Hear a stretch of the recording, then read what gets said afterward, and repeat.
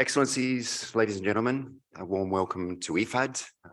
Thank you for joining us for this event, Investing in Youth for a Sustainable Future in Agriculture and Food Systems.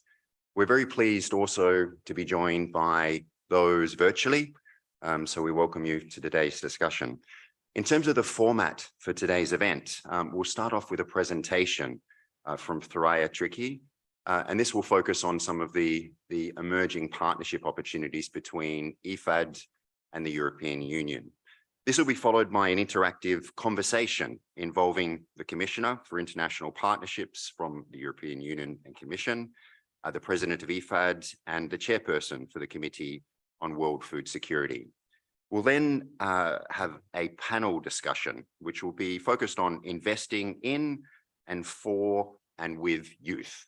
So that'll highlight some of the opportunities that there are in agriculture for transforming sustainable livelihoods. So without further ado, I'd like to call Thoraya Tricky, and Thoraya is the Director for Sustainable Production, Markets and Institutions Division at IFAD. Thoraya, the floor is yours. Thank you very much. Thank you very much, Ron. Distinguished guests, ladies and gentlemen, good morning. It's my pleasure to present today the two programs that we just signed with the European Commission. But before I delve into the details, I would like to say a few words to set the stage for our collaboration with the European Commission. On this slide, you can see IFAD active engagement in the global response to address the current food crisis. Roughly, our efforts focused on three things: enhance knowledge and advocacy as a leading IFI focusing on agriculture rural development, enhancing coordination at the global, regional, and country level, and providing action, notably in the form of financing to support resilient and sustainable food systems. So we have been involved in the UN Global Crisis Response. We have also played an important role to define the 15 priority areas defined by the Global Alliance for Food Security under the Sustainable Production work stream. And we are also hosting the Farm Pillar 3 that was launched by France under the EU presidency in May 2022, where we are also trying to build bridges and leverage on the work of the Team Europe. But our most important channel to support the crisis has been IFAD 12, a 3.5 billion funding envelope that we have designed and deploying to support sustainable food system transformation. We have also launched the Crisis Response Initiative that is focusing on a subset of 22 countries that are particularly affected by the crisis. Last but not least, we have signed today funding to act as an implementing agent for the European Commission Food Crisis Response. That's the ELSA program that I will be describing in a few minutes. Throughout our interventions, we've been focusing and hammering three important messages. The first one, any crisis response should not set us back on the fight against climate change and biodiversity preservation.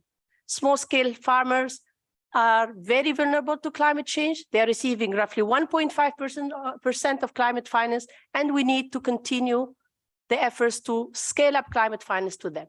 Second, leave no one behind. Any crisis response should address the specific needs of those who are most vulnerable and most affected to the crisis. These are at the heart of IFAD mandate. We're speaking about the rural poor, women, youth, people with disabilities. Third, long-term investment in agriculture and food security is critical. Humanitarian aid is very important and needed, but so is long-term investment. The crisis today is also reflecting decades of underinvestment in agriculture. Every dollar we put today into support resilience and rural resilience and building food systems in a more inclusive and sustainable manner could save us up to $10 in humanitarian in the future.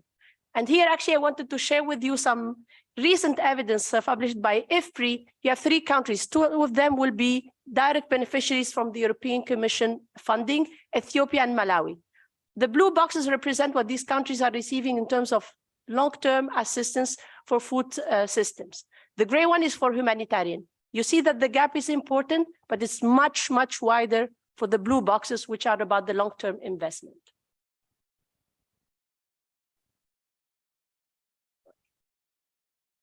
So today we are very pleased to sign two important programs with the European Commission. The first one is called Investing in Livelihood Resilience and Soil Health in ACP Countries. ELSA. This is a program that is aiming to address the immediate needs caused by the global crisis, including the access to input, be it seed, fertilizers, equipment, but also build and strengthen the foundation for resilient food systems so that we can avoid future crises and also help the most vulnerable groups cope with the additional shocks. There are two pillars in this program. The first one is focusing on the management of natural resources, notably land and soil. And the idea is really to promote agroecology and sustainable agriculture practices, water management, access to and use of local biofertilizers. It will be deployed through IFAD sovereign programs. The idea is really to leverage the infrastructure available through these projects to build activities that will help us actually address the immediate needs while also building the long-term resilience that is needed. A lot of efforts will also be deployed to build government institution capacity, farm organization capacity, but also policy. We are hoping that the learning drawn from this program will inform future investment in IFAD, but also future investment by other partners. The second component is about access to finance. Finance is critical to support sustainable production, access to market, and adaptation to climate change. The main objective of this pillar is to improve access to finance for MSMEs, producer organizations, and financial intermediaries who are today serving the financial needs of small-scale producer and rural poor involved in food systems. The ambition through this pillar is to deploy technical assistance and other catalytic financial instruments through the private sector financing program, but also to build on the work done by the Public Development Bank platform that is hosted by IFAD, and also the work of Agence Française de Développement in order to catalyze scaled-up financing from public development banks, but also from the private sector to support inclusive and sustainable food system transformation. As I said in the beginning of my presentation, while we are working on the crisis response, we should not lose sight of the need to sustain efforts to fight climate change. And this is the rationale for the second program that we have signed today, the Global Program for Small-Scale Agroecology Producers and Sustainable Food System Transformation. The first program, just to clarify, is a $52.5 million. This is a $28 million program that is aimed at scaling up and helping support agroecology practices in order to actually preserve the ecosystems and also ensure more sustainable and resilient food systems. IFAD and the European Commission have identified agroecology as one of the promising pathways to transform food systems. And we will be supporting several activities, being capacity building, be it also economic and financial analysis of projects so that we can reflect and take into consideration the negative avoided externalities and also the long-term benefits that this agroecology can bring.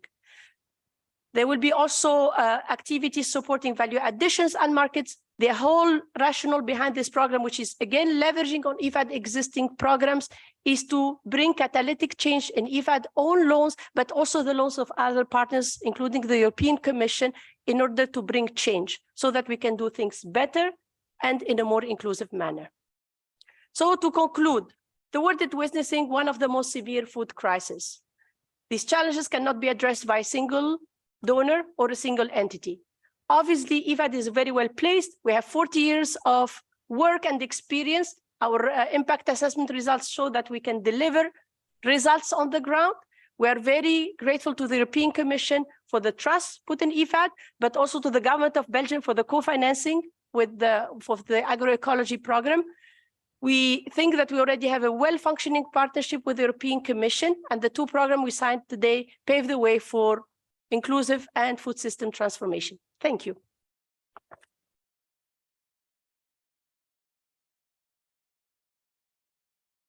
Thank you very much to Thoraya for highlighting some of the excellent cooperation between IFAD and the European Commission, and also setting the tone for today's discussion. It gives me great pleasure now to introduce Jenna Tenstal, who is the Director for the Young Professionals for Agriculture Development. Jenna, you have the floor. Thank you so much. I'm the director of the Youth Network Young Professionals for Agricultural Development, and it is a huge pleasure to have this esteemed panel with us today. My part is a youth network that these esteemed panelists are interested in investing in through their interest in youth, right? And we're empowering young agricultural professionals to be the leadership for food systems transformation and to become that leadership for food systems transformation.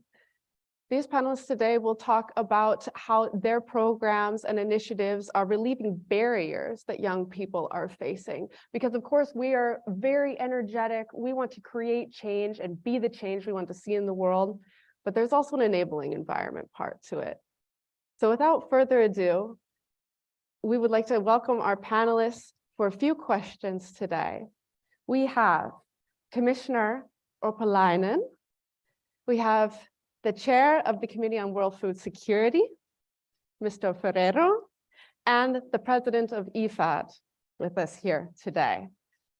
My first question for you is for the Commissioner Urpilainen. You're known to be a champion of youth interests and strongly invest in youth and our future. What are the priority actions of the European Commission that are undertaking in the framework of international partnerships to address challenges that we as youth face? And how do you see the cooperation with the European Union and IFAD in this light? Well, thank you very much. Is it on? Yeah, it is on. Great.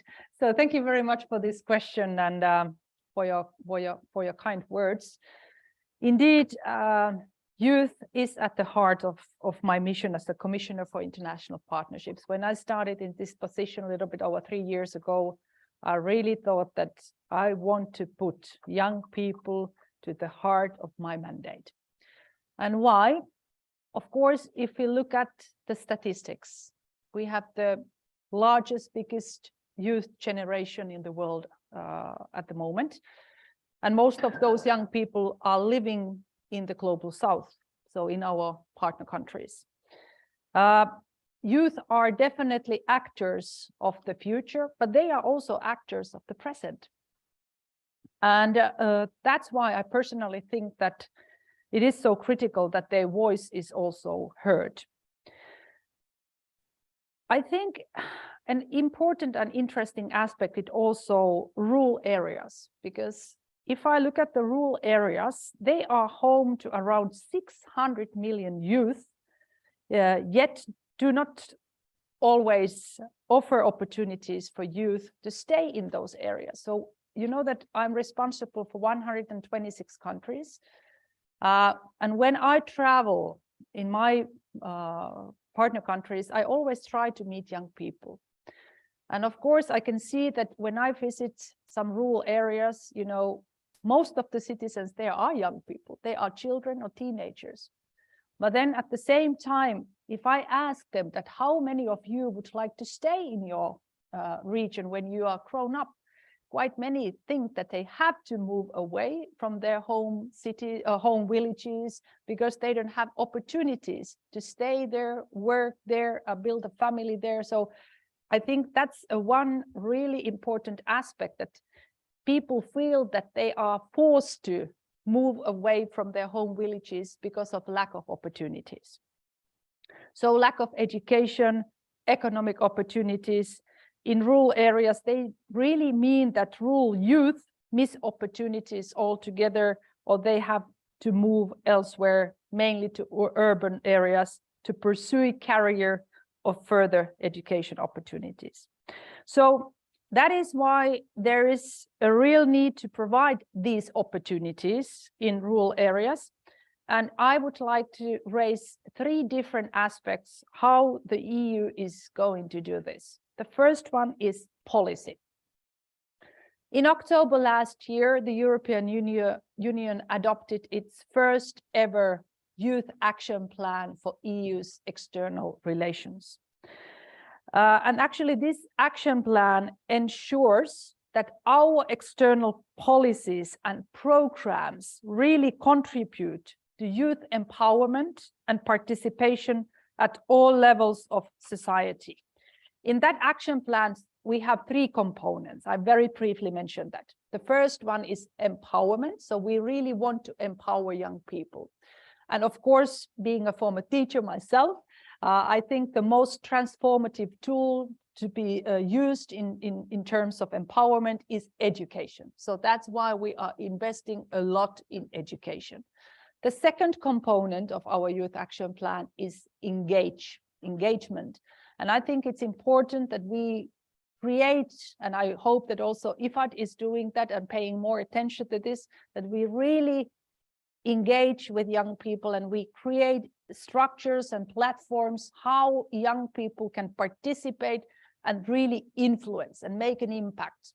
For instance, I personally created Global Youth Sounding Board, where I have 25 young people all around the world advising me.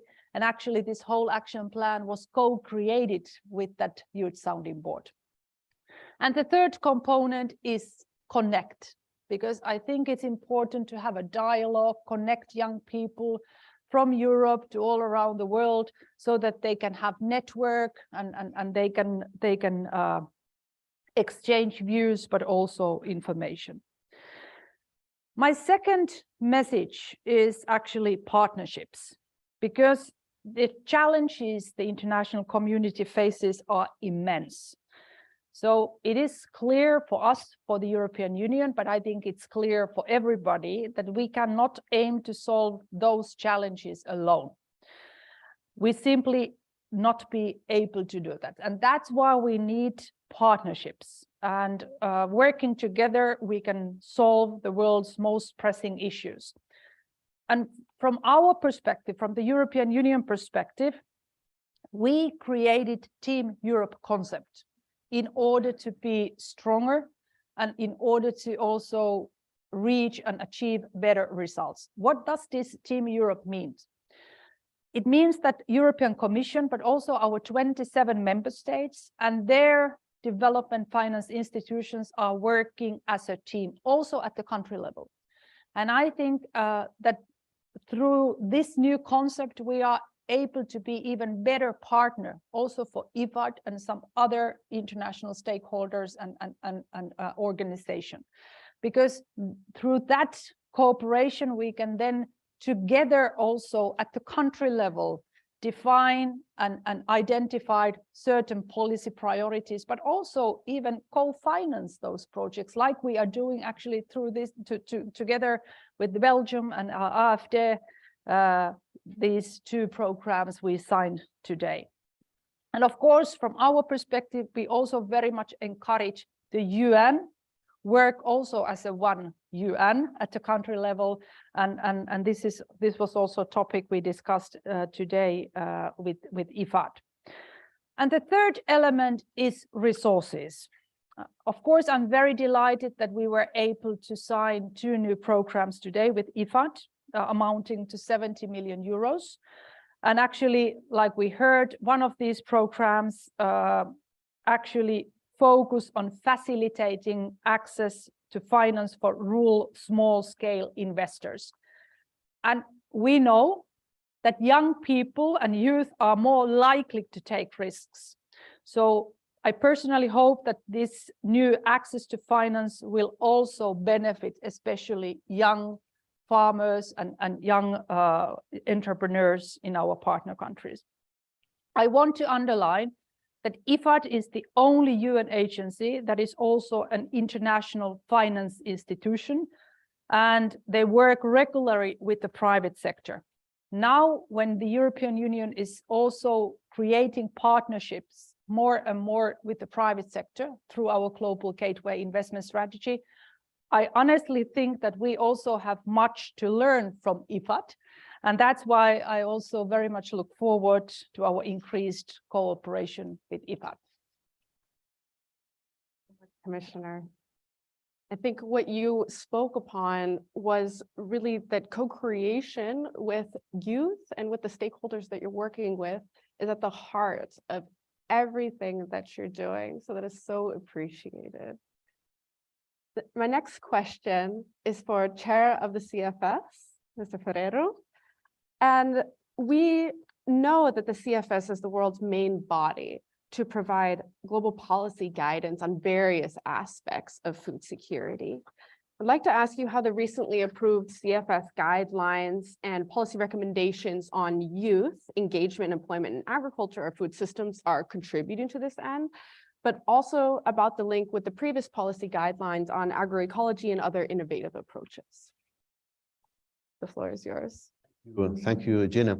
And well, thanks IFAD for inviting me to be part of this panel. I'm so delighted to be here today alongside Commissioner Urpilainen. And as a Spanish ambassador at large, I'm so delighted to see that the European Commission is now renewing its partnership and reinforcing its partnership with IFAD today. So going to the question, Gina, well, indeed, you mentioned the committee I have the honor of chairing, Committee on World Food Security, is both the coordination platform, is also an agenda setting UN intergovernmental body. And it is also a space in which governments, together with the rest of the stakeholders involved in the ecosystem of food systems, agree on solutions to the challenges we are facing. And when I look back to the conversations, the many conversations I have had with youth during my presidency, my chairmanship in the last 18 months, it always comes to my mind a conversation I had in Kigali in September with the leaders of Africa Connect, which is an impressive movement across the African continent of young people that are actually willing to stay producing as farmers, being rural or food systems entrepreneurs, peasants. They define themselves, they identify themselves in a wide and rich array of ways. And in this conversation with Africa Connect, they were just in the following weeks going to convene 15,000 young people from all across Africa in Kigali. They gave me a very clear message, and the voice arrived very loud and clear. Well, first, it's that they would like to stay in the countryside. They would like to stay engaged in food systems, but not in a way that is a sink, but in a way that makes them prosperous, that they are willing to face those risks Commissioner was highlighting, but in a way that they can flourish and they can have a project for their lives, and they can provide for themselves and their families, and in a way that at the end of the day provides a decent and flourishing life. And of course, they pointed that they are facing many challenges: accessing to resources, accessing to finance, accessing to land tenure, accessing to all sorts of means for those flourishing and decent livelihoods. But they also said that they wanted and they need to be part of defining the solutions, to defining not just the challenge, but also defining the solutions, co-creating those solutions. And the third message that they gave me is that it is not even about just making money as farmers or as entrepreneurs. It's also about being agents of building the new world.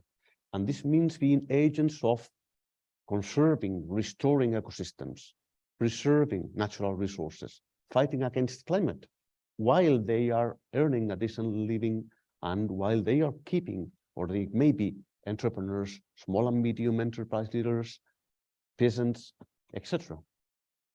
So with those very key, clear messages, what has the Committee on World Food Security done?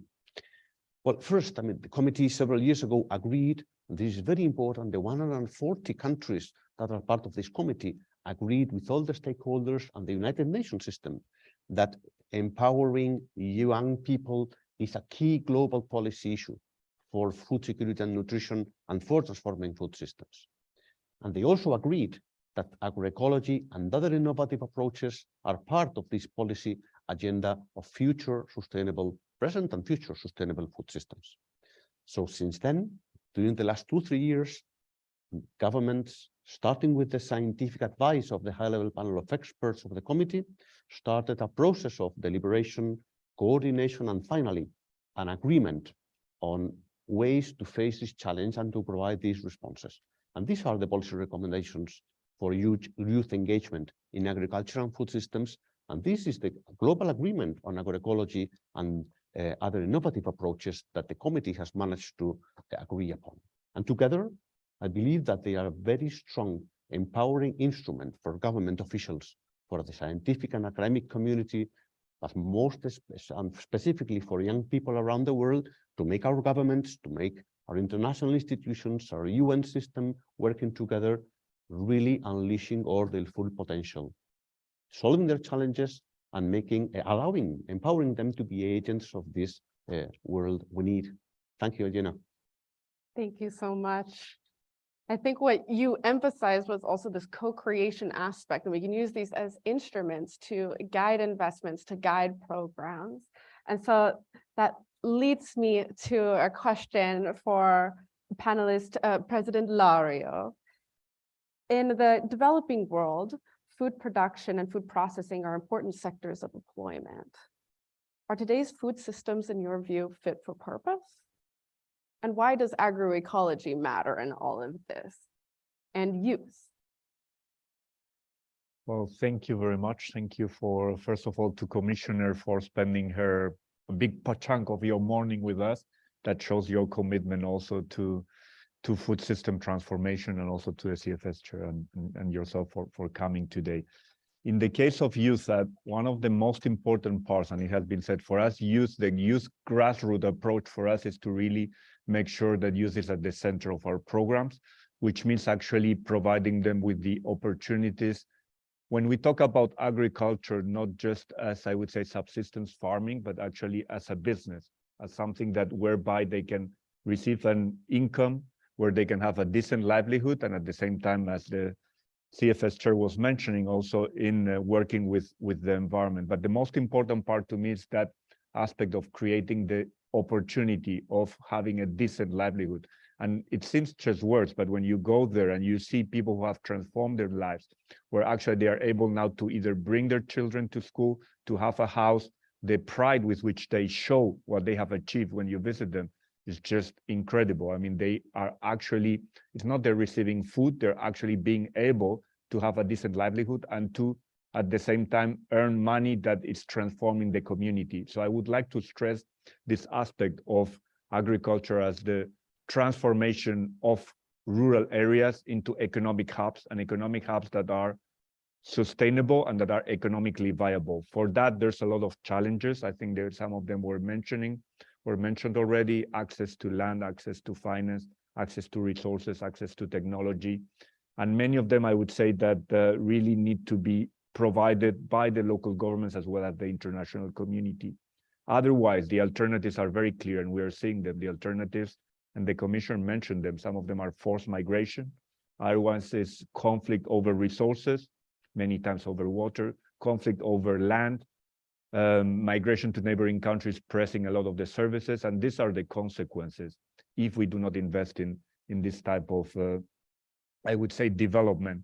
Because otherwise, what we will see is more and more investment needed in terms of humanitarian assistance. And we have seen it over the last 2 decades. So if we want something to change, it's very clear that the investments need also to change. And I think that message, right now, the international community is starting to be aware. Still now, the money is starting to also be supporting this type of development, but we're seeing it's not enough. The type of challenges we're seeing are massive. ODA in terms of agriculture is in the low tens of billions, and that's clearly not enough to create the type of opportunities. We're talking about transforming food systems that requires hundreds of billions. And in the case of the European Commission, we have seen also a big change with the new policy in terms of focusing on sustainable production and also sustainable consumption. So I think that way has also seen, we're seeing also some of the governments starting to talk and also finance not only agriculture, but agriculture and food systems. Food systems goes beyond only agriculture. It's about, we're talking before with the Commission about Madagascar. There right now, the EU is building one of the biggest roads in the south. Otherwise, the farmers cannot really connect to the markets. So this is a way of connecting when we talk about access to markets. So it's clear it goes beyond just agriculture. It talks about social services. It talks about energy. We're talking about infrastructure, hard infrastructure, soft infrastructure. So this is the way that we think about transforming food systems, going beyond just the single intervention. Productivity is very important. Production is very key.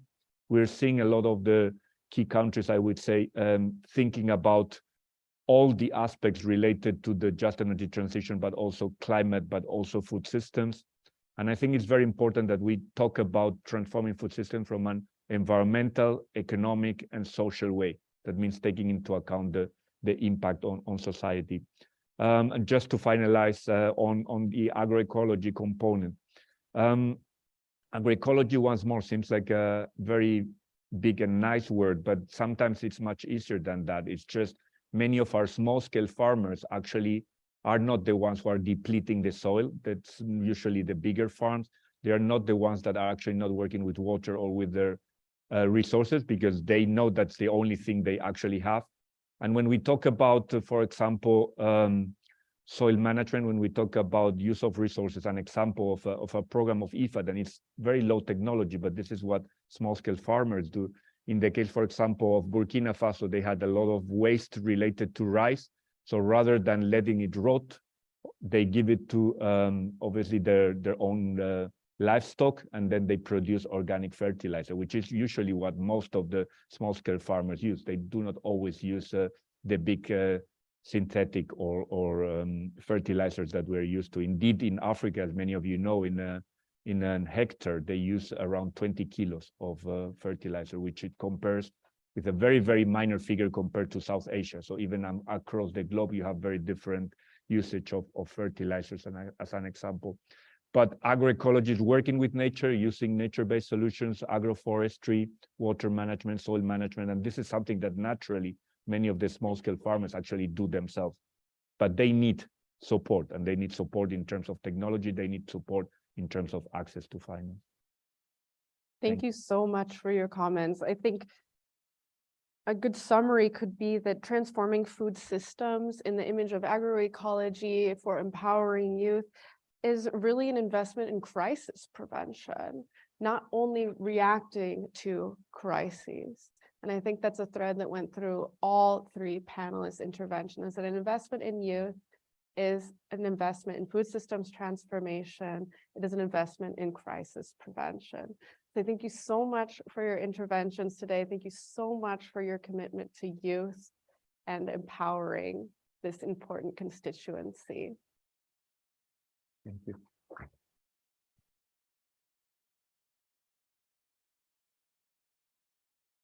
Very nice to meet you. Next up, I would like to welcome Pierre-Emmanuel Debord, Ambassador of Belgium to Italy, Malta, San Marino, and permanent representative to IFAD, FAO, and WFP. The floor is yours. Thank you.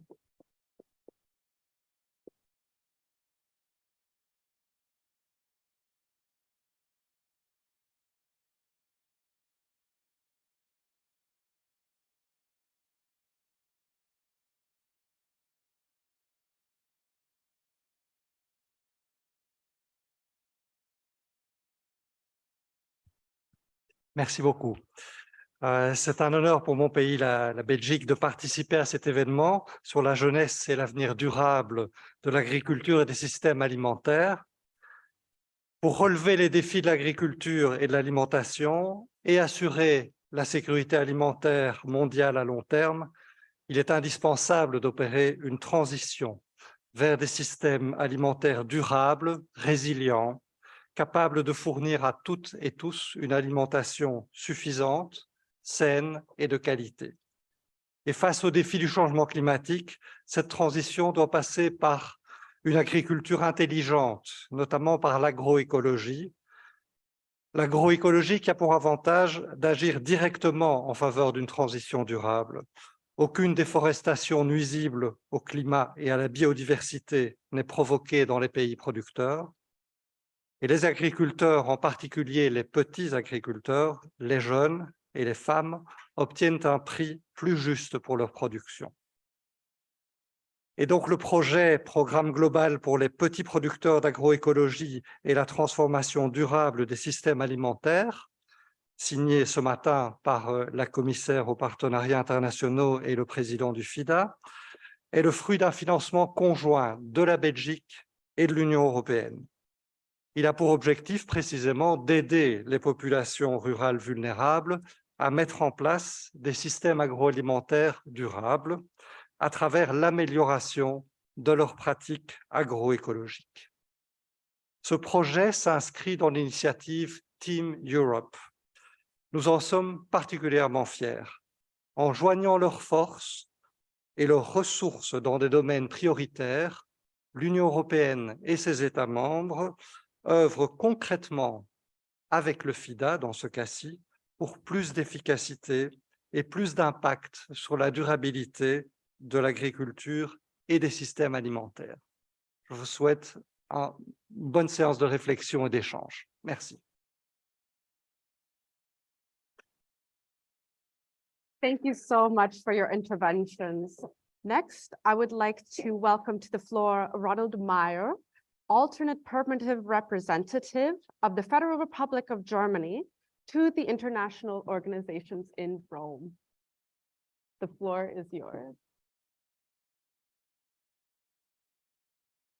Thank you very much, and I'm very happy to be here. The Commissioner has just talked about policy, partnership, and resources, and obviously my country is also part of Team Europe, and I think this is a very welcome and helpful initiative, and all speakers have outlined where the challenges are and how difficult it is to mobilize the necessary resources to engage young people and to also move towards more sustainable approaches like agroecology.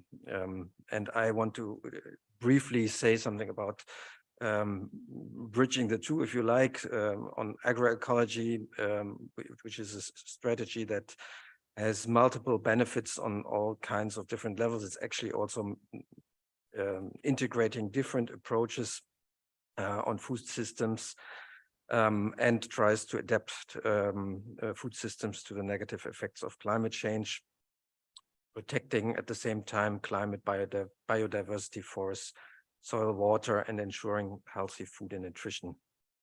It also has a component of a more fair and solidarity coexistence, a little bit also a theme of our times of inequality and making sure this gap is not widening, which we have seen widen during COVID. Germany is therefore also very interested in increasing its commitment to implementing agroecological approaches. And in the framework of our bilateral portfolio, we have many agroecological measures that are being implemented, and I have to say also in particular in cooperation with the EU, in the spirit of Team Europe, for example, in the field of soil protection or for the generation and dissemination of agroecological knowledge. And we are actually also planning to join the Food System Summit Agroecology Coalition in the near future. We have also a flagship initiative to move to another continent in India, Indo-German Development Cooperation on agroecology and sustainable management of natural resources, a country where which you always associate with the Green Revolution, but it's also another Green Revolution that is taking place there on agroecology. And it's very important to protect and restore the natural livelihoods there. There we also have, it's a good example of combining bilateral and multilateral and global processes and complementing and with the different instruments, strategic policy dialogue, global networking with civil society, academia, and the private sector. And we have also an IFAD project to promote agroecological value creation in northern India that we co-finance, which should strengthen this approach, and which also provides the links to, especially for creating alternative employment opportunities, especially for youth in rural areas. So bringing these different approaches to scale is very important.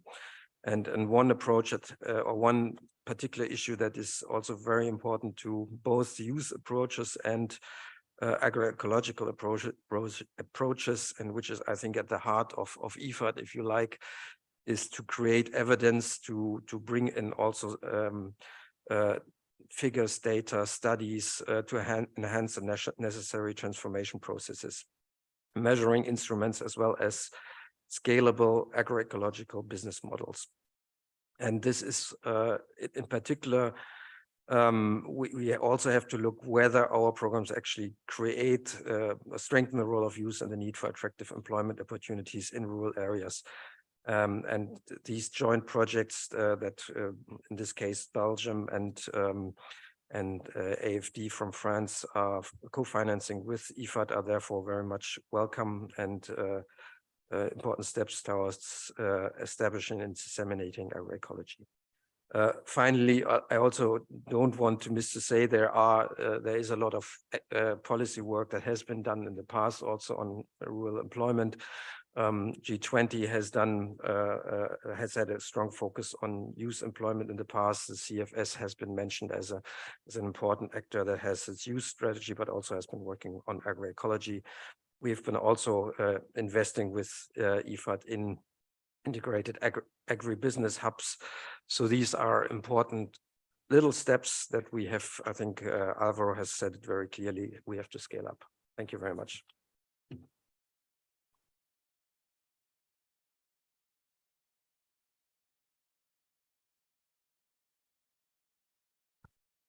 As the Commissioner said, youth are the actors of the future and also actors of the present. So thank you very much, Jenna, for the moderation of the event, and thank you to our distinguished panelists for the interesting discussion. As they highlighted, youth face poverty of opportunity in rural areas, and we've heard some examples today of the need for investment, the need for co-creation with youth, partnerships, sustainable agricultural practices, and as the IFAD president highlighted, the transformative impact of agriculture in growing rural economies and also providing livelihood opportunities for young people in rural areas. It gives me great pleasure now to introduce Satu Santala, who's the Associate Vice President for the External Affairs and Governance Department of IFAD. Satu.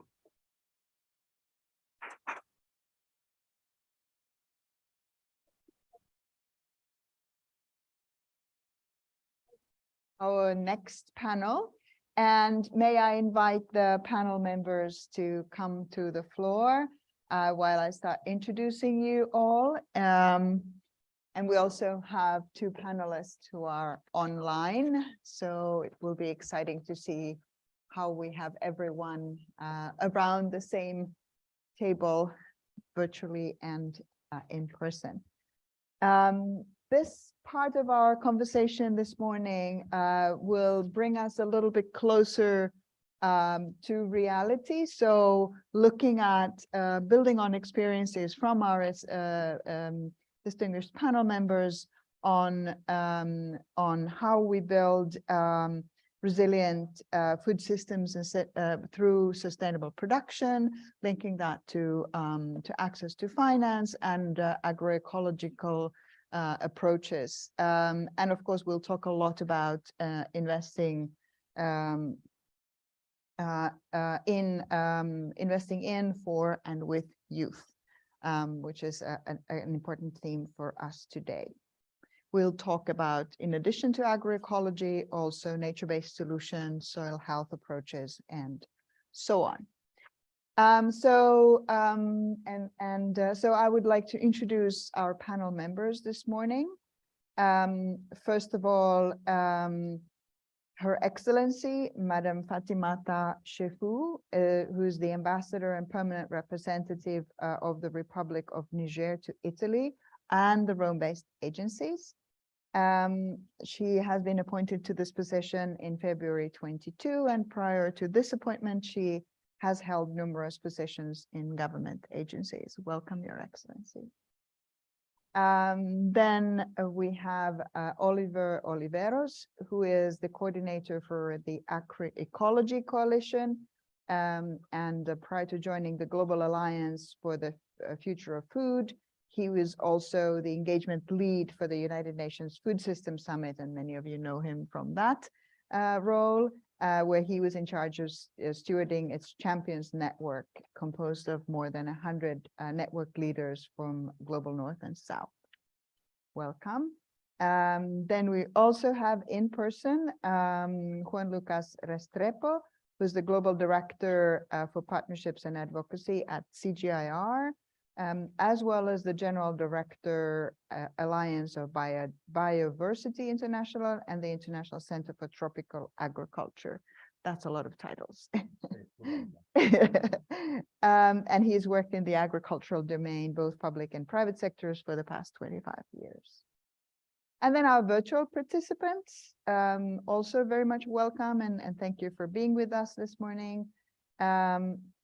I'll start with Kola Masha, who's the Managing Director and co-founder of Babangona, a Nigerian social enterprise which attracts youth to smallholder agriculture and away from extremist groups. Welcome, Kola. And then welcome also Elizabeth Nsimandala, who's an Ugandan youth agripreneur and a smallholder farmer, but also the president of the Eastern Africa Farmers Federation and the Africa representative of on the board of World Farmers Organization. She's also served as a member of the United Nations Advisory Committee for the Secretary General's Food System Summit in 21, and the task force member of the AU-EU Cooperation in Agriculture. Welcome, Elizabeth. And then our final member to be introduced is Estherine Fotobong, who is the Director of Agriculture, Food Security and Environmental Sustainability at the African Union Development Agency. So welcome also, Estherine. So now, with everyone introduced, we will proceed in a way that we will have 3 short conversations with 2 participants each. And we'll go a little bit thematically in these conversations. And then I also look forward to hearing comments and questions from the audience. But we will start with Oliver and Juan Lucas, and we'll look a little bit at agroecology related questions. So, first of all, Oliver, you will be sharing some of your experiences in agroecology. My question to you this morning is, how are you working to build a framework for increased investments in agroecology and tools to determine the socioeconomic impact of these investments? And can you also give some concrete examples of in-country actions that the coalition has designed to support the transition towards agroecological practices? Yeah, thanks very much for the question, and thanks for the opportunity to be with you today to share ideas. The topic obviously is very dear to me, and also youth agriculture and agroecology, and also a shameless plug. I'm also very happy to be one of the co-founders 10 years and 10,000 hairlines ago of IFAD. So that's thank you for the opportunity. It's really, really wonderful to see, organizations really stepping up in support of young people. So the Agroecology Coalition is really building on the work of its members. So we're not really doing something new. As we all know, there's a lot of evidence already, but those evidence and those efforts seem to be invisible. So the work of the coalition is really to amplify and build on the work of its members. In terms of your question, there's a lot of things already going on. There is, among our members, for example, IPES Food and BioVision Foundation, together with IDS, made a study in 2020. I think they tried to track investment flows on agroecology. What they found out was that very few, for instance, donors at that moment, have agroecology as an explicit policy. towards food systems transformation. They also found out that for those donors, both philanthropy and multilateral, agroecology investment seems to be marginal. No more than 15 to 20% of those investments are really going to agroecology. And a lot of agricultural interventions are really more on the production side as well. And emphasis really on the production and not very much in terms of how we produce while growing sustainably on one hand, how we are making sure that farmers and communities are able to access finance, productive assets to resources. And also the production and agriculture is also very much linked with transformation and consumption. If we want to see agroecology really amplified and scaled up and scaled out, we probably need to look into the consumption part of it as well. How do we build like an enabling environment to be able to make sure that we create demand for agroecological products? There was also a study and tools that are being developed by other members of the coalition. BioVision, for instance, is developing a business agroecology criteria tool to identify how agroecologically oriented enterprises is and where they are heading towards their enterprises. FAO, as you all know, has also developed this TAPE initiative that tries to capture the agroecological sustainability of certain practices.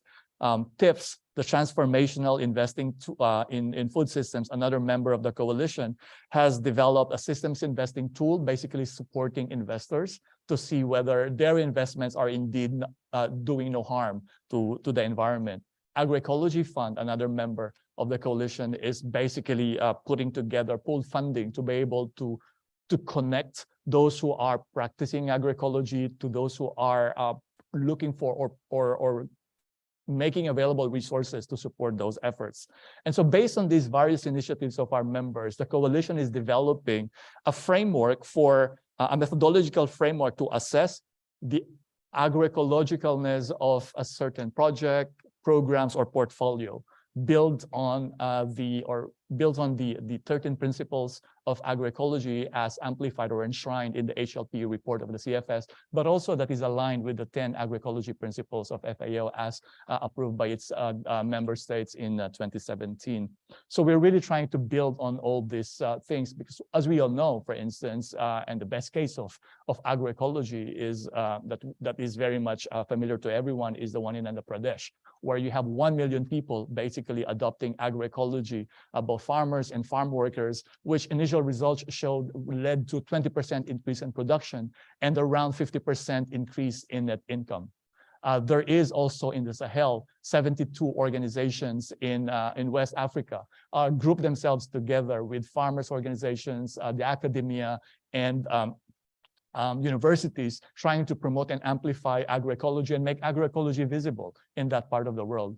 In Argentina and Latin America, you have RENAMA, which is an Argentinian network who is working with local territories and municipalities, supporting them on how to transition towards agroecology. They are creating conversations with the public, with the wider public, to talk about the benefits of agroecology and how they could support farmers to transition towards agroecology. So all this work of the coalition or the members of the coalition were there prior to the establishment of the coalition, obviously. But what we really want to do is to support those initiatives at the country level by different organizations, amplify them, link them to resources, link them to institutions which are, as they claim, supporting agroecology. That's why, I think the work of the coalition is really important because it really elevates and amplifies what seems to be invisible in the last 20 years or so. We all know that there is a lot of evidence already there, but the paradox is, if there is indeed evidence and indeed it is being adopted, how come investments is not commensurate to that recognition, right? And I think we really want to amplify and highlight the three-dimensional aspects of agroecology as a science, as a practice, and as a movement. Because after all, true food systems transformation is based on that, based on evidence that is widely adopted and powered by people, right? Thank you very much. And thank you for highlighting that dilemma of evidence being there, investment still lagging behind, and the different tools that members of your coalition have been working on. So then we'll go to you, Juan Lucas. My question to you is, agroecology is often seen as a social movement rather than a science-based approach. What are your thoughts on this, and what is needed to scale up agroecological practices across different regions? Thanks for the question, and it's great to be here. And just following of what Oliver said, what we're seeing at the moment is a very dynamic space with a accelerated paradigm shift. And indeed, I believe agroecology began as a very strong social movement saying, we know things could be done in a different manner. We have evidence on the ground, it's working, etc. And science was lagging. So it was not necessarily at its origin a science-based approach or with enough scientific backstopping, but this is changing radically from the time, just a few years back when the coalition was formed as part of the UNFSS Food System Summit, and we're seeing that science is catching up and it's following. And I have some data that I was looking into coming here, just the number of scientific publications related to agroecology. In 2012, we identified, through journals, etc., 50 publications. And in 2021, we're talking about 240 publications. So the rate of growth is amazing. And the efforts of academia, research organizations, etc., to really catch up and provide the scientific support to the agroecology transition is getting a lot stronger. One very nice example, less than 1.5 years ago, is this insight on France and CGIAR efforts that really captures a lot of work that has been sparse, fragmented, etc. But if it's put together, it shows and then demonstrates that there is already a lot of science behind agroecology transformations. One of the difficulties of this is that agroecology, as in other intensive production systems, it's not necessarily input-output. We're talking about systems, complex approaches that are clearly go beyond what can be done at farm level in technical terms, and this complexifies the debate because our minds are not necessarily used to complex thinking and especially complex debate and conversation. So we are seeing from CGIAR that research is still, and looking at the compendiums, too focused on farming and on the technical side of things, rather than the needed and HLP principles that inquire more socio-political dimensions. So CGIAR, and this is very important, CGIAR, as you know, was very strongly behind the Green Revolution. And for its first time in history, a year ago, established a agroecology transition research initiative. So this is a first, and this also shows that a body, an organization such as ours, is understanding this paradigm change and needs to support this. And basically, what we're looking, as I mentioned, is at, of course, technical practice on farm, together with changes in markets, behaviors, and policies, to understand how we can trigger, Oliver, greater changes in the food systems, and understanding that, and this is important, that local context and the local specificity is critical, but also drawing from local context what common learnings can be achieved. So we have identified, and there is great examples, for example, in Zimbabwe, where things are going in the right direction because there is a supportive market environment, the government well connected with inventive mechanisms, but still some lack of coordination. Or what's happening in India that has been driven very strongly by sub-regional governments, those sub-regional governments have been critical for the widespread of what they call natural farming, which is nothing different than what we're talking about. Or in the case of Peru, where it's been more private sector capacity strengthening on the farmers' side and value chain approaches. So the origins and the settings are different, but at the end of the day, we see how these principles are being implemented. So no single answer or mechanism, but clearly great need for the backstopping of research to upscale this transition. Thank you very much. And that's, I think, a really an encouraging message, what you're saying, that there clearly is an increased focus in the scientific field on agroecology, but there's still more to do, and especially on the more complex topics. And thank you both of you also for highlighting some of those really interesting country examples. That's quite exciting. So then let's move on to our next pair. And we'll talk a little bit about the role of the private sector in support of the agroecological transition and youth inclusion in agriculture. And we will now talk with Kola and Elizabeth about these topics. So first to you, Kola. Can you tell us how Babangona links its work to sustainability? How do you ensure that youth are involved and integrated in the agribusiness sector? And which measures do you provide to enable youth to access necessary trainings as well as financial resources? Go ahead, Kola. Wonderful. Well, I just want to double check. You can hear me okay? Great. Well, thank you for the kind invitation. Greatly appreciated. So at Babangona, we make small farmers richer and more environmentally sustainable, with a particular focus on enabling them to play their role to mitigate for climate change, as well as helping them to adapt to climate change. We do this because we believe that we must stop poverty and violence from threatening Africa's future and triggering mass migration events.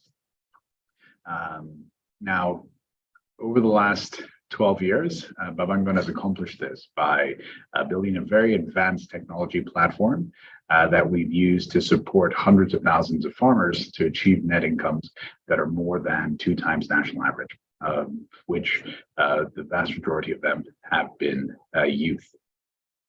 Now, to specifically how this is done, I think the technology platform really cuts across 4 key areas to support them.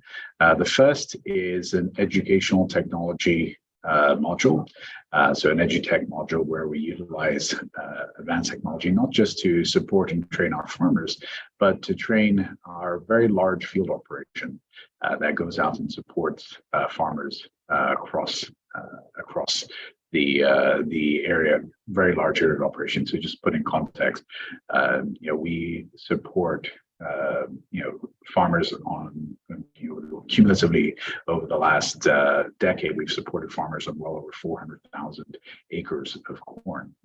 To put that in context, that's equivalent to something close to about more than 40, roughly about 30 to 40 Manhattans. And it takes quite a large field organization to make that happen. So today we have the single largest fleet of motorcycles in Nigeria to support that field team to go out and support them. Now, the second area that's very important is our logistics platform. So we have a logistics technology platform that is used to manage very complex logistics involved with supporting hundreds of thousands of farmers over the last decade or so. So what does that entail, right? In a typical year, we move close to 150,000 tons of product 2 ways to well over 100,000 different small farms. And having a technology system that enables that to be done seamlessly is quite complex. The third piece is now our agri-tech platform. So with that, we benefited from the fact that we are able to, due to that large on-the-ground presence, we're able to gather quite a significant amount of data. And so through that data, we're able to build quite powerful algorithms utilizing artificial intelligence and machine learning, an example of which is we have trained an algorithm now with over 2 million images that enables you to take a picture of a farmer's field, and it will tell you across 3 different parameters what's wrong.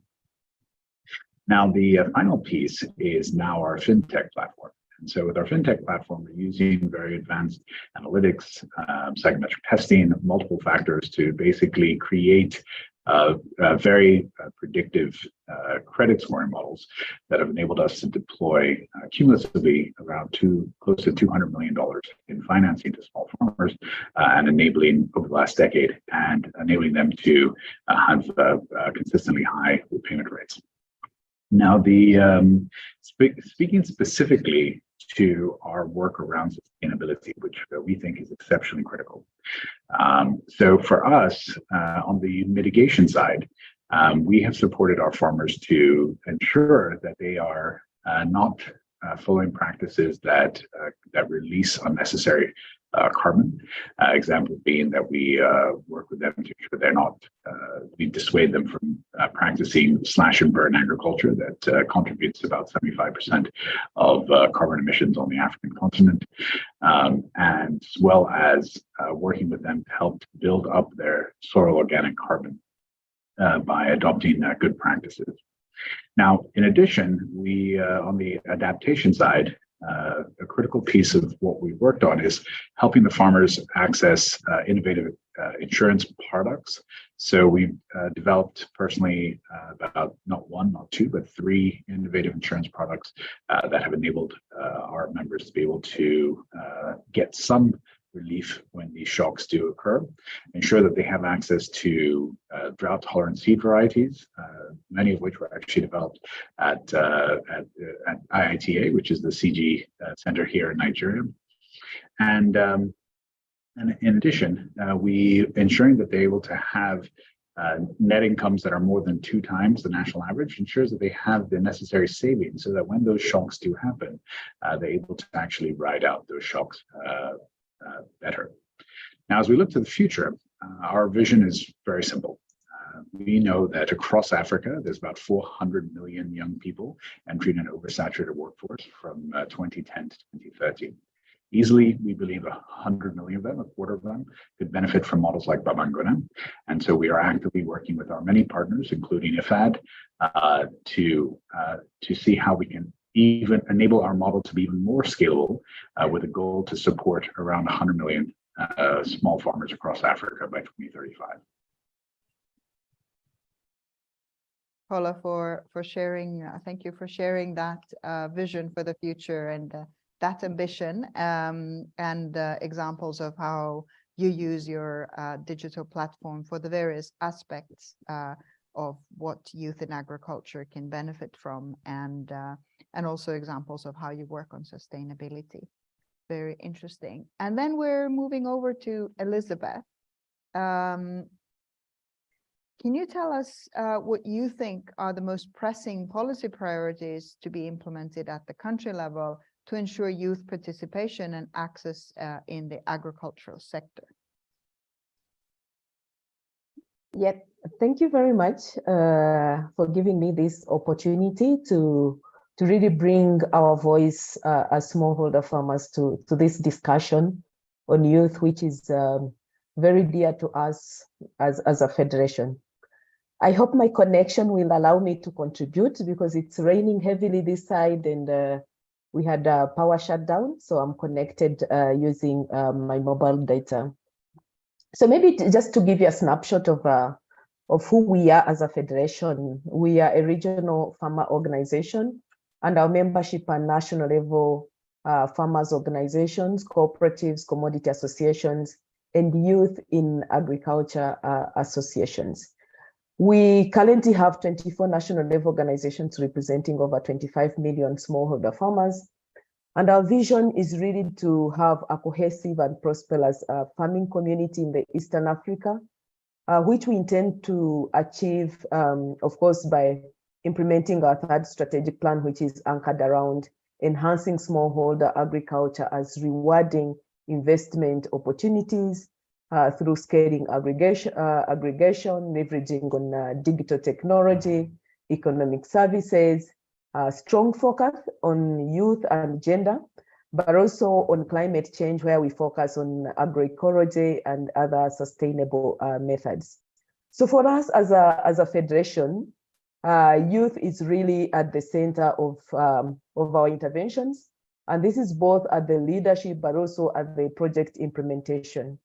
We have a youth strategy that really puts youth first, because we believe that the present and the future of the agriculture sector is in the hands of the youth.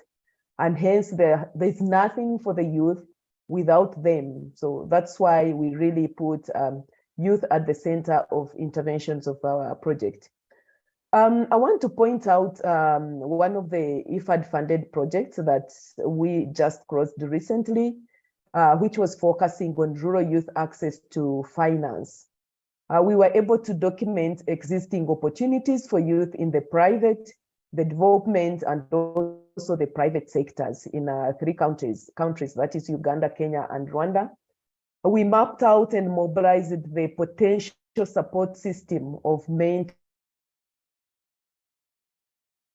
and coaches across the 3 countries, 1,000 youth groups from 817 enterprises through training and coaching. And we were able to develop 258 new youth enterprises that employed 3,700 youth with new jobs. And 274 enterprises were pitched to investors, which generated credit equivalent to $1.7 million US, which was mobilized in the 3 countries. So I'm bringing out this to show you that just a small support that we received from IFAD of about $2 million US was able to generate all these achievements, and also able to generate a total of $1.7 million US. And at the end of the project, because we were able to build an ecosystem of different partners, it resulted into the development of a virtual platform called Aya, which we developed in partnership with FAO. So in Kenya, Uganda, and Rwanda, when you look at the affirmative action related policies, they have seen or they put forward youth in terms of access to equal chances to provide services to government in terms of tenders, employment opportunities, and appointments to the agricultural institutions. An example is the Rwanda Youth in Agribusiness Forum, which offers services to the Ministry of Agriculture in Rwanda.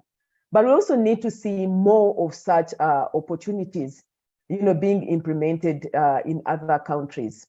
We also need to see policies in the finance sector that reserve or allocate a significant portion of funds, provide credit to bankable proposals and ideas by youth farmers.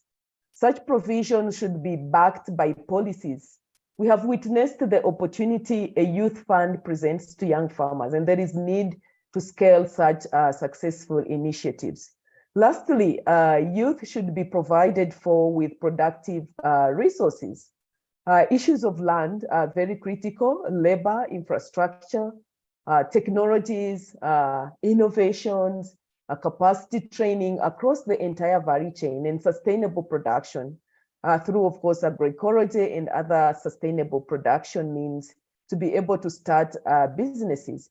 In Tanzania, the government is rolling out a program to issue youth thousands of youth with 10-acre block of land backed by irrigation infrastructure, electricity, and startup loan to start agribusinesses. The President of the Republic of Tanzania just launched this youth fund at the AGRF on the 17th of March at State House in Dar es Salaam. So we also need to see, how organizations can come together, how we can build an ecosystem of the different partners, the research institutions, the private sector, government, to see that we can build the capacity and also mentor youth, but more importantly, mobilize more resources to support youth. And finally, there's need for long-term support to farmers' organization strategic plans to continue offering sustainable services to the youth. We all know that youth is a transition period. It's just a phase, but as they transition, they need to, mature into solid organizations. So these organizations need to be strong. They need a lot of capacity strengthening.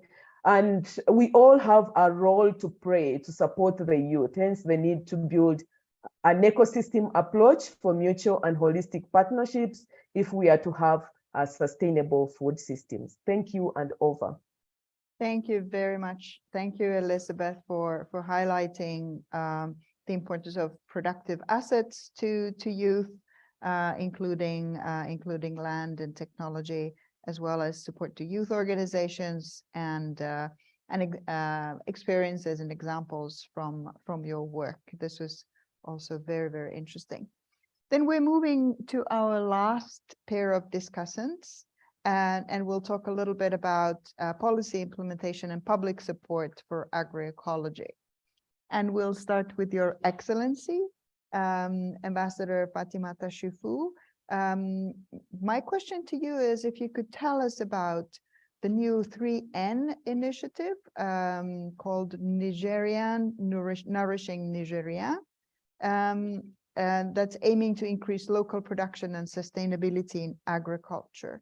What is the role of youth in this 3N program? D'accord. Je vais parler français. Merci beaucoup de m'avoir invité ici donc pour présenter cette initiative Les Nigériennes nourrissent les Nigériens. C'est une initiative qui a été créée en 2012 depuis 2012. Alors je ne sais pas si j'avais préparé un petit PowerPoint, mais bon, je crois que ça. Donc, oh. Ok. C'est voilà. Alors, je présente brièvement mon pays. Donc, le Niger est un pays sahélien donc très vaste qui fait à peu près 4 fois l'Italie, avec 23 millions d'habitants. Donc, la sécurité alimentaire est problématique avec plusieurs contraintes, avec des ressources limitées de l'État pour soutenir donc les agriculteurs et les entrepreneurs par les biais d'investissements conséquents. Donc, notre économie est dominée par le secteur primaire, donc juste le secteur agro, sylvo-pastoral et halieutique, qui est la principale source de nourriture et d'emploi. Donc, l'agriculture est en grande partie pluviale et très influencée par les aléas du temps et le changement climatique, et cela se reflète sur notre production. Donc, le secteur agricole est confronté donc à plusieurs défis, donc une très faible productivité de l'agriculture. C'est une agriculture de type familial qui laisse peu de place, en tout cas, à l'agrobusiness. Donc, il y a une très faible compétitivité du secteur agricole sur le marché local. 72% du marché, les produits viennent de l'extérieur. Et nous avons une recrudescence des effets donc, du changement climatique, un accès limité au financement agricole et par ricochet donc aux facteurs de production et des moyens de transformation. C'est dans ce cadre-là que le Niger, depuis 2012, a mis en place, je ne sais pas comment avancer, a mis en place donc cette initiative, les troisièmes. Donc, face au déficit chronique des produits vivriers, notamment donc les céréales, l'insécurité alimentaire devint chaque jour de plus en plus inquiétante. Et la pauvreté gagne chaque jour du terrain dans le monde rural, qui comptabilise 80% des pauvres. Donc, l'ambition de cette initiative est que les Nigériens nourrissent les Nigériens. C'est pour ça qu'on l'appelle les 3 M. Bon. Dans un pays en pleine renaissance économique, l'objectif donc est de contribuer à mettre durablement les populations nigériennes à l'abri de la faim et de la malnutrition, et garantir les conditions d'une pleine participation à la production nationale. Donc, l'objectif spécifique est de renforcer donc les capacités nationales de production alimentaire, d'approvisionnement et de résilience face aux crises alimentaires. Donc, l'initiative repose donc sur 5 axes stratégiques. Le premier axe, l'accroissement et la diversification des productions agro-silvopastorales et halieutiques. Le deuxième axe, l'approvisionnement régulier des marchés ruraux et urbains en produits agricoles et agroalimentaires. L'axe 3, l'amélioration donc de la résilience des populations face au changement climatique, les crises et les catastrophes, l'amélioration de l'état nutritionnel des Nigériens et des Nigériennes, et l'animation, la coordination et l'initiative 3N et l'impulsion des réformes. Alors,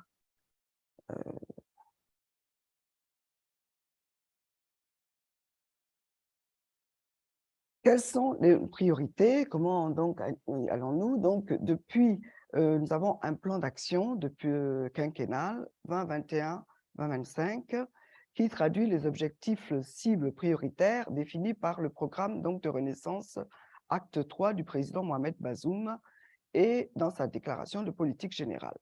Donc, les domaines suivants sont la maîtrise de l'eau pour accroître et diversifier les productions, la gestion durable des terres et la protection de l'environnement. C'est là que nous venons bien sûr à l'agroécologie.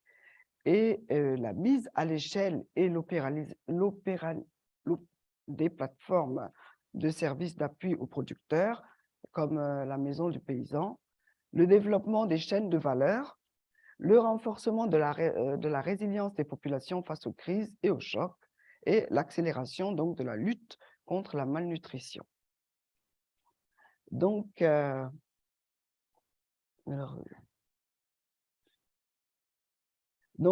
place et le rôle des jeunes donc, dans la mise en œuvre de ce programme, les jeunes et les femmes, du fait donc de leur vulnérabilité, sont les principaux bénéficiaires des actions et appuis ciblés des projets et programmes de l'initiative 3N pour développer les initiatives dans les domaines de la production, de la conservation, la transformation et la commercialisation des produits agricoles et agroalimentaires.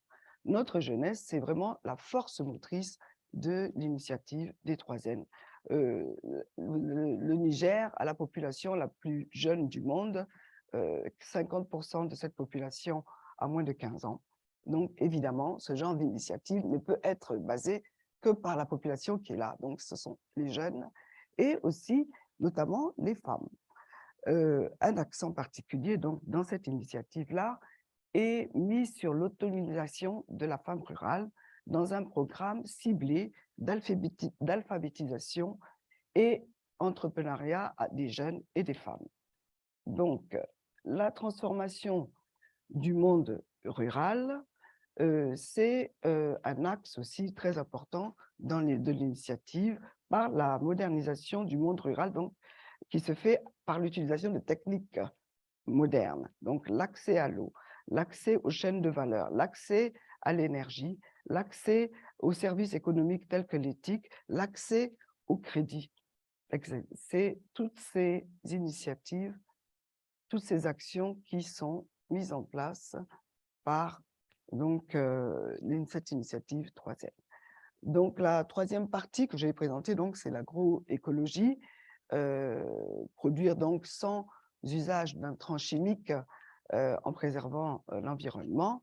Un des principes directeurs donc, de l'initiative 3N est d'assurer la durabilité de la base productive à travers la promotion des pratiques durables d'utilisation des ressources naturelles et tout en adaptation au changement climatique. Donc, l'agroécologie est de plus en plus pratiquée au Niger. Nous avons des résultats, comment on appelle ça encore? Je perds un peu, excusez-moi, je perds un peu mon patois. Donc, les méthodes proposés donc, pour augmenter la productivité dans le cadre de référence de la politique agricole restent globalement inspirés par la révolution verte, faciliter l'accès aux engrais et les pesticides. Mais il faut connaître que la consommation d'engrais chimiques au Niger est de moins de 40 000 tonnes par an. Et les producteurs ne sont pas vraiment intéressés par ces pratiques, parce que ce sont des petits producteurs. Comme on l'a dit, ce sont les grands producteurs qui utilisent l'engrais. Il y a aussi dans le domaine du maraîchage la fumure organique qui connaît un intérêt grandissant de la part des producteurs, car les produits se conservent de plus longtemps que ceux cultivés avec des engrais. Voilà. Nous avons une expérience dans la commune de Torodi du Niger, essentiellement composée de femmes qui ont développé la culture, le maraîchage biologique. Donc voilà un peu ce que nous pouvons dire de l'initiative 3N. Je vous remercie de votre attention. J'espère que vous faites comprendre. And thank you very much for sharing those thoughts and those experiences, in particular highlighting the critical importance of youth and women in order to achieve results in the agricultural sector in Niger. And if half the population really is young, that's where the attention has to be. And really highlighting also the enormous challenges that the rural populations are facing, and on the other hand, some of the solutions that have been developed. And then we will go to Estherine. So I would like to ask you, how can African regional and international organizations support the transition towards sustainable food systems, and how do you see this process to be linked to the Agenda 2063? Thank you very much. And before I start, let me also just thank IFAD for inviting us to be part of this very interesting conversation. I have a few comments first. You know, the future of agriculture and food systems really, I think, relies on the next generation of innovators and producers and leaders.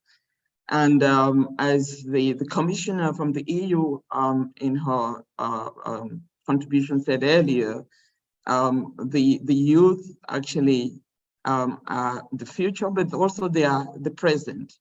And we also know that in the case of Africa, we have a huge youthful population. Putting that into context with the fact that we also are noticing that we are reaching, or the current farmers are reaching retirement, and increasingly reaching retirement age.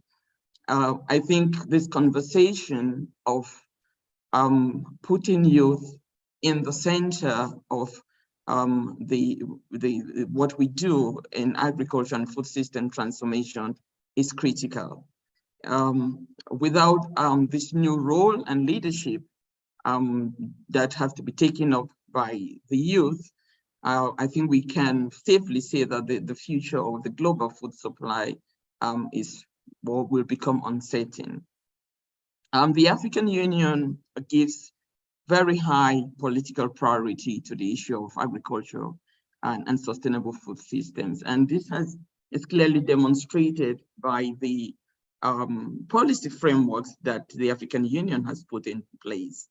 I could just briefly talk about, of course, CAADP, the Comprehensive Agricultural African Agricultural Program, which I'm sure all of us are aware of. And then the CAADP was further reinforced with Malabo Declaration on Agricultural Acceleration that identify 7 critical targets that, in a sense, expanded what was in CAADP that highly focused on production and productivity into a food system approach that looked into issues of trade, infrastructure, mutual accountability, and so on. And of course, the African Union Agenda 2063 which is the 50-year vision for the continent, and in particular, aspiration 1, among others, expresses the need to radically transform Africa's agriculture to enable the continent to be able to feed itself and to become a major player as a net exporter of food. So the issue of agriculture and food system is of high priority to the continent.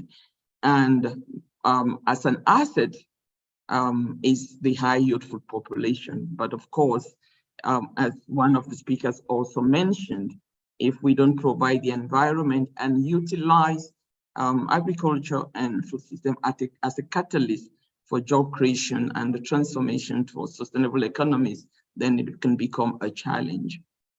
Now, with regard to what the international, national, continental organizations can do, I will just give one example, focusing on 3 critical areas of work that we believe African regional institutions and international organizations could do to support the transition to sustainable food systems. And the 3 areas I think we clearly also subscribe to, those that the commissioner spoke to earlier, being of course policy, partnerships, and resources. And I will just take one example to speak to the 3 critical areas for transitioning to sustainable food systems. In terms of partnership, you know, in 2021, AUD and NEPAD, as the development agency of the African Union, signed an MOU with IFAD to collaborate on enhancing food security in the continent. Through that collaboration, we have, and through that collaboration with resources we received from IFAD and FAO, we implemented a decent rural youth project. This is just to demonstrate again the point that Elizabeth spoke earlier, that with little resources, you can really make a huge difference. So with these resources on the policy front of things, we supported 6 countries to develop their national action plans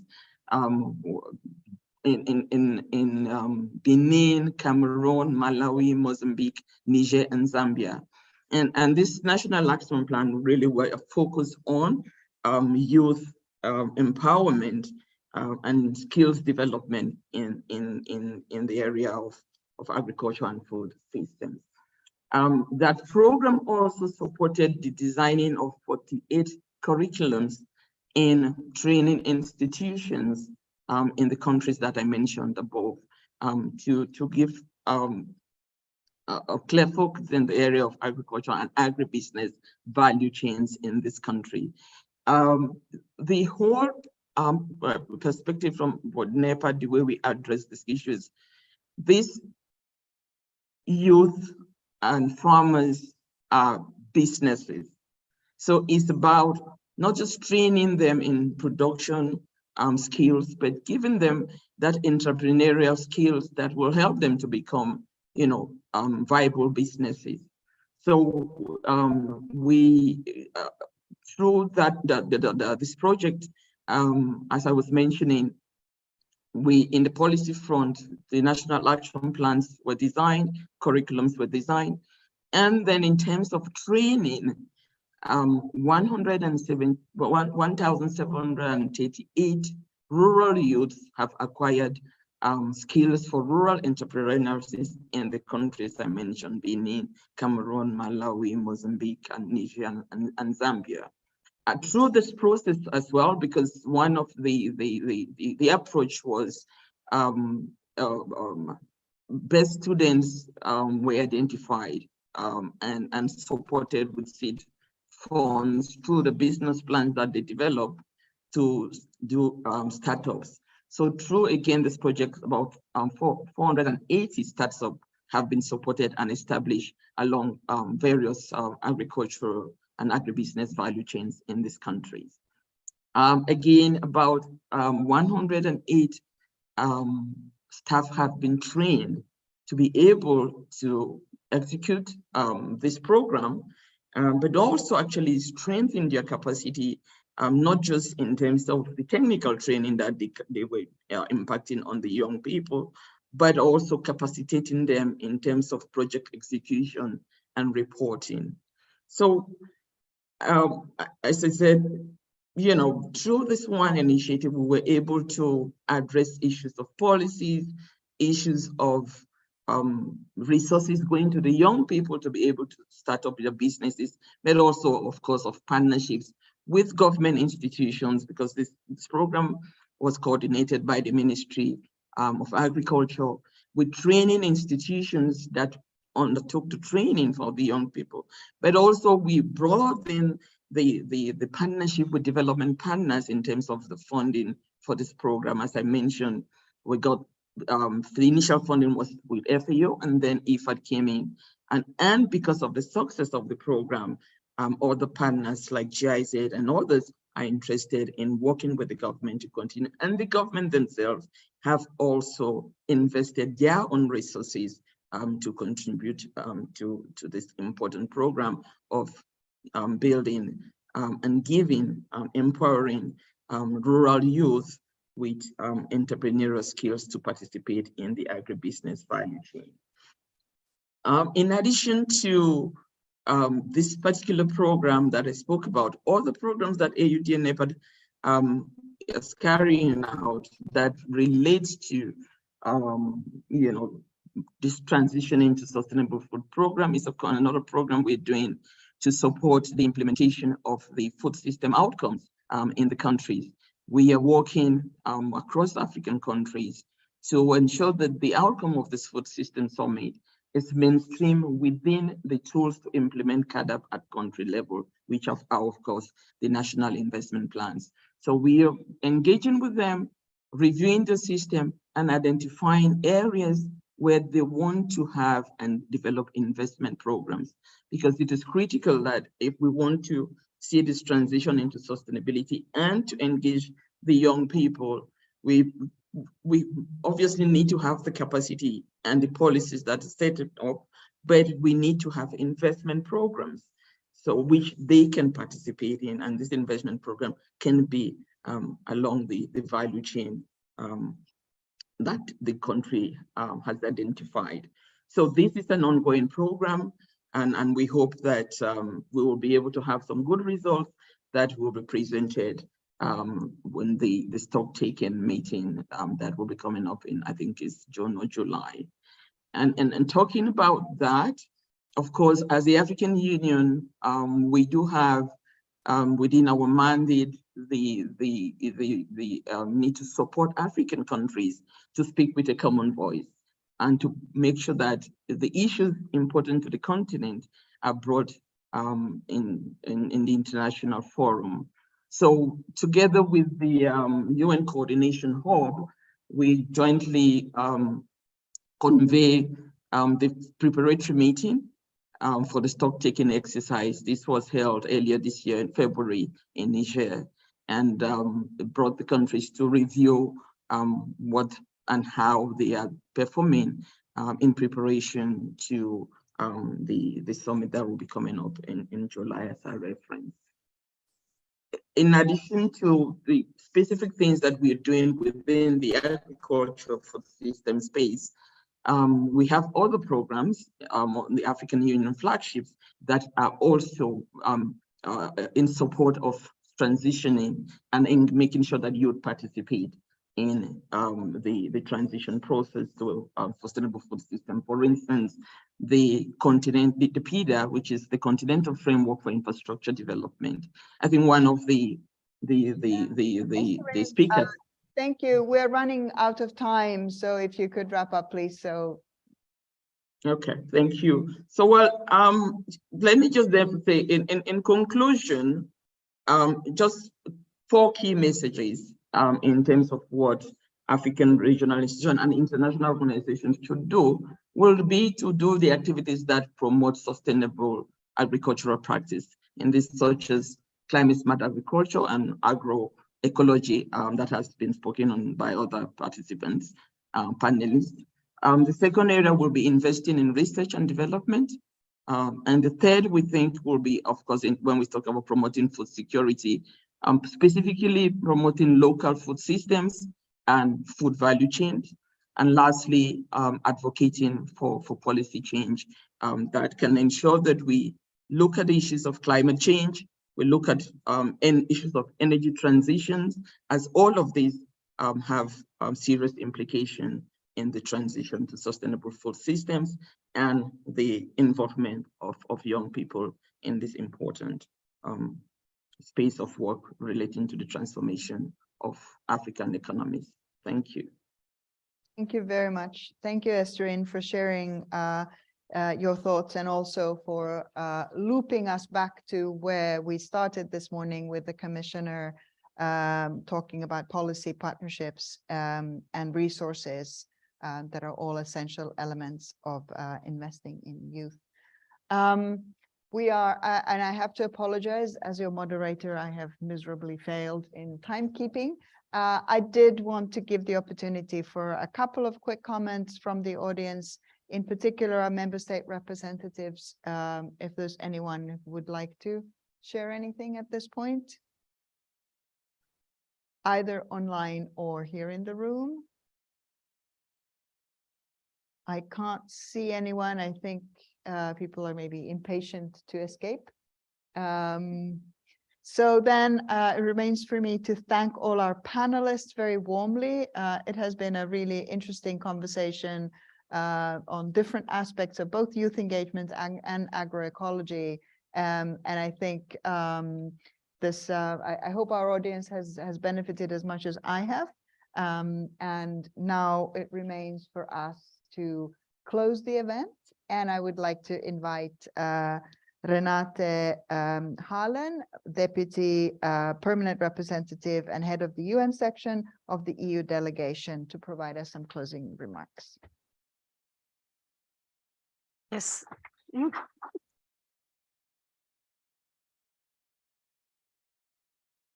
Yeah, thank you very much to all the panelists. For me, it's even after almost 5 years in Rome, I still continue to be on a learning curve when I go into these events. So let me tell you what I take away. 4 messages from our leaders panel that we had in the morning. And we have heard some echoes already here. Youth is the future, and they are the actors of the present. Alvaro Lario said agriculture can transform rural communities into economic hubs, and there needs to be a place for youth to stay. And that connects with what we have just heard at the very end, that there is an issue with aging farming population. So it's really about creating space for youth to stay there. And Gabriel has told us that agroecology is part of the package that can help youth to stay in the business of farming. There was also a reference that crisis responses cannot be a quick fix, but need to continue to include fight against climate change and biodiversity loss. That was what I took from our high-level panel at the beginning. Then very good to have a recall of what is agroecology with the 3 pillars: science, practice, and movement. And that it's this is exactly to make the benefits of agroecology more visible, that this is the objective of the Coalition of Action and follow-up to the Food Systems Summit. Then we have also heard, and I've heard it also often from my co-members here in the organizations when we have discussions, that they say there is not only science, there is knowledge, but knowledge is ignored as long it is not transformed into scientific evidence. And there it is very good to see that we have a 5-fold increase of publications on the benefits of agroecology in the past decade. So thank you for that information. And then also that it is difficult to measure the benefits because it's exactly not only a productivity approach, but also to bring in the social aspects into the management into the measuring of the benefits and behavioral change. Kola has told us of what creating a space for youth, enabling them, what it can mean to help even in sensitive political environments avoid mass migration and also move of young people into criminal gangs and in the country. And he has told us the four elements of what Babangona is doing, with a focus on skills development, logistics, so transport and preservation of products, the digital platform, and then also the impact platform, and that it is also looking at both the climate mitigation and the climate adaptation by also including insurance products, which is also something which is close to what IFAD is doing in other contexts. Elizabeth has told us about what is already happening in East Africa, and that she very much insisted also that finance sector policies need to change so that they give access to funding to farmers, especially to young farmers. And that there is, and I have heard across that the focus needs to be on youth and women in agriculture. And I think if we take them all together, the old women, the young women, and youth in general, probably we are talking about 3/4 of farmers. We have heard from the ambassador of Niger. Niger is one of the beneficiary countries of one of the programs we have signed today here between the EU and IFAD about the 3N initiative, and that it also looking not only into farming as such, but also into the conservation, the processing and the marketing. So having a holistic approach. But I've also heard a reference to Green Revolution. So I wonder which Green Revolution we are talking about. We heard there are 2 Green Revolutions when we look at India from the colleague from Germany. So agroecology as the other Green Revolution. And we have then also heard from Esterine that there is the focus of the international organizations, what can they do, the continental organizations in Africa in terms of policy, partnerships, resources, and then also with a focus to speak with one voice that Africa has already proven that with a common position for the Food System Summit. And if I understand that correctly, there is also the ambition to do this again for the Food System Stocktake in July. Looking forward to that. And thank you very much to everybody who has expressed interest, who has been with us until the very end. Thank you very much.